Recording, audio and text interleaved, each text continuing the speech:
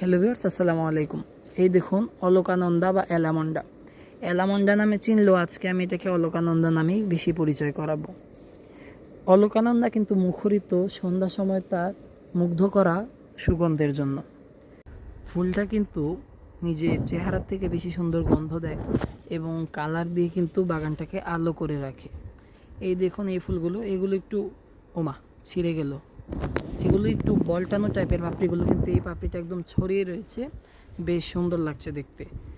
আর এর কিন্তু একদমই যত্ন লাগে না, সবচেয়ে কম যত্নে কিন্তু গাছটা করা যায়। তাই বলবো আপনারা যদি চান এই গাছটা লাগাতে পারেন। আমার কাছে চারা রয়েছে, কিছুদিন আগে পোস্ট দিয়েছিলাম। যদি নেন অবশ্যই কমেন্ট করতে পারেন বা আমার ফেসবুক পেজের ইনবক্সে যেতে পারেন। আমার চ্যানেলের ডেসক্রিপশনে আমার ফেসবুক পেজের লিঙ্ক রয়েছে, এই একই নামে একটা ফেসবুক পেজ রয়েছে।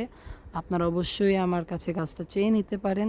আমি যখনই সুযোগ পাবো আপনাদেরকে গাছটা পাঠিয়ে দেব।